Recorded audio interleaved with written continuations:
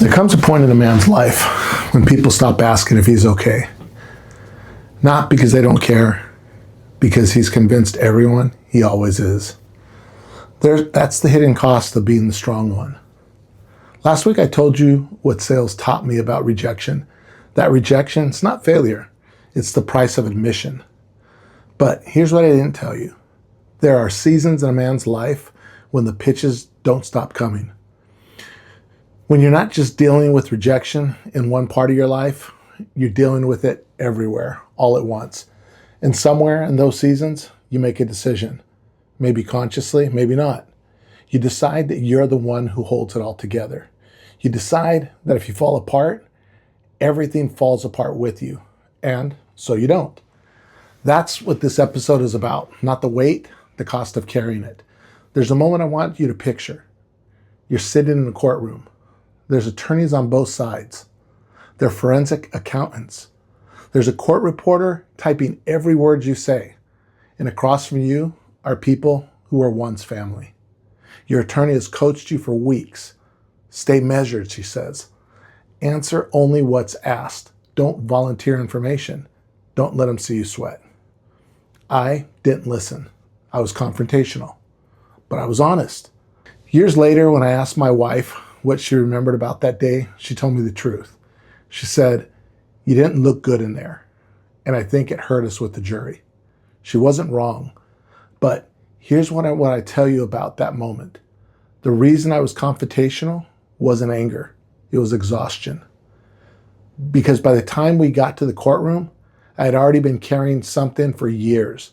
And eventually, even strong people start showing the weight. See, years earlier, my wife and I, we purchased a home together with her mother and stepfather. When it came time for us to sell the home and move to Arizona for my job, we took the proceeds and we put them into a much larger house, a house big enough for all of us. Now, here's the important part. When they originally gave my wife the money towards the first house, about $130,000, they told her it was an advance on her inheritance, a gift, not a partnership. So when they decided after we'd already purchased that Arizona property that they were no longer going to move, they decided to stay in San Diego, I thought the solution was simple. No hard feelings. Give me a year. I'll sell the larger home, downsize, and we'll move on. That's not what happened. They wanted their money back immediately. They also claimed that they had never given an inheritance advance. What they claimed was that they were 50% owners of our home that we had back in California. So we called their bluff, and they sued us. Now, the lawsuit itself isn't really what this story's about. At least not the story I'm trying to tell you today. The story is what it felt like to carry it. See, we tried to settle with them. We offered them their $130,000 back, dollar for dollar, but they refused. We offered $180,000. They refused. We wanted this thing to go away, so we even offered them $220,000. They wanted to go to trial. And that's when I realized that this wasn't about money anymore. It was about something larger, something that was going to be harder to solve. And somehow, that made it heavier. See, by the time everything was over, we'd spent roughly $200,000 just on our attorney. And then we were ordered to pay their legal fees as well, another $300,000. The jury, for the record, never believed that they were 50% owners. They awarded them their original $130,000 back, not a penny more. But because the rulings were tied to their age and legal fees, stuff like that, everything that they had spent was added to the judgment. And because that's the nature of the judgment, bankruptcy wasn't an option for us. So a wage garnishment began. And because interest accumulated faster than the garnishment reduced it, the number kept growing year after year. That's a lot of weight for one man to carry. But what most people never saw, during all of this, I was still the provider. I still was going to work, still paying the bills, still building a future, still trying to be a husband, and still trying to be a father. See, years later, I was still making President's Club at work multiple times. Nobody in the office never knew what was running in the background, not a soul. All they saw was the results of my job. They never saw the cost. They assumed everything was fine because that's what I showed them. So you just keep carrying it. You smile, you perform, you show up, you handle the next problem. And eventually you become so good at carrying that cross that nobody realizes you're carrying one, including you. You stop asking where the weight is, whether it's heavy, because you've forgotten what it feels like without it. Now, I'm not telling you this story to generate any type of sympathy. I genuinely don't need it.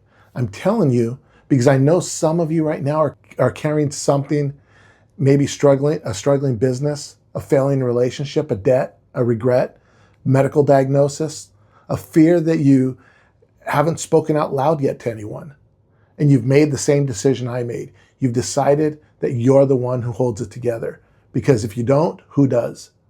I understand that mindset. I respect it. In many ways, it built my life. But here's what I've learned. Strength and isolation, they're not the same thing. Carrying a cross takes strength. It takes faith. At least that's what it did for me. Because believing that you have to carry completely alone is something else. And the truth is, I wasn't alone. There were nights that I prayed, and when I didn't know what else to do, moments when all I could do was put one foot in front of the other and trust that God would meet me somewhere down the road. Looking back, I believe he did. Because the weight always comes out somewhere. It comes out in your sleep. It comes out in your health. It comes out in your patience.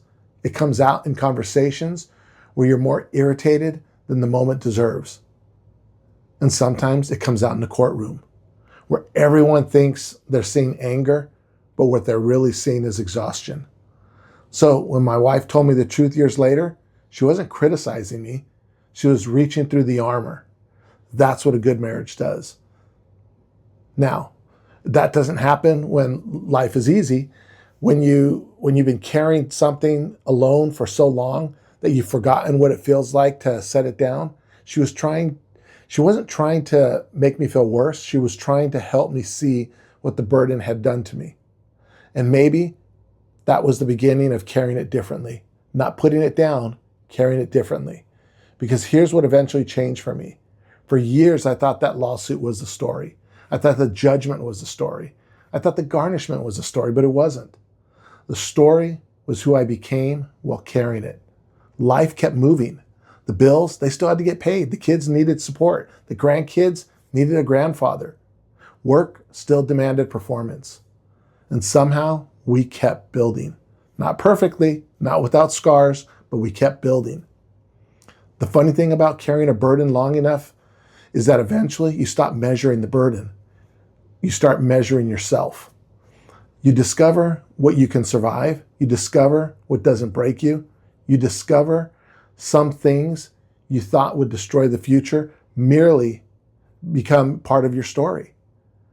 Today, the judgment still exists. The history still exists. None of that changed. What changed for me is I stopped letting the weight decide what was possible. I stopped letting the past negotiate with my future. And once I did that, something unexpected happened. The burden got lighter. Not because it disappeared, because it no longer defined me. Today, we own our home. We have excellent credit.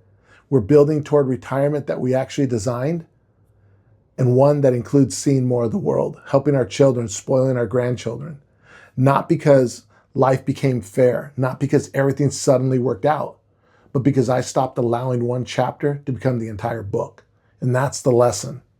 Not that life becomes easy, not that people who hurt you suddenly understand what they did, and not that justice always arrives wearing clothes you expected. The lesson is that you can carry something for 20 years and still build a beautiful life. You can be wounded without becoming bitter. You can be burdened without becoming defeated.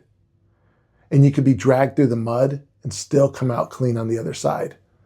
The weight didn't go away. I got stronger than the weight. And maybe that's what being unfinished really means. Not becoming someone who has no burdens, becoming someone who refuses to let those burdens write the ending. Here's what I want to leave you with. What are you carrying right now that someone who loves you deserves to know about? Not so that they could fix it, and not so they can take it away, just so that you're not the only one in the room who knows that it's there. I'm Mario. This is Unfinished, and I'll see you in the next one.